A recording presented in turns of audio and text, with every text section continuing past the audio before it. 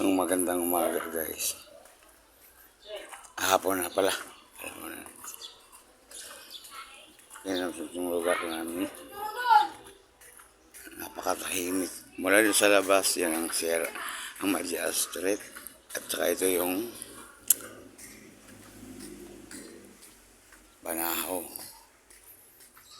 Banahaw extension to guys. Lakad tayo konti. Papunta ito sa bahay namin.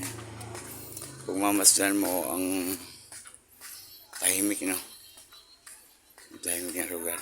Ito yung lottery na. Padulo na ito guys. Padulo na. Pero kung makikita mo, tahimik na tahimik talaga.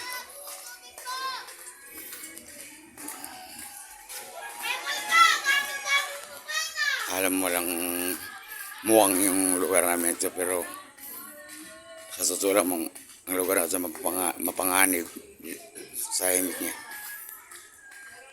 Ultimo at bahay mo rito makakaaway mo pag alam ko yung pagkasama magiging kawin pa ng huli. So guys, ito yung bahay namin.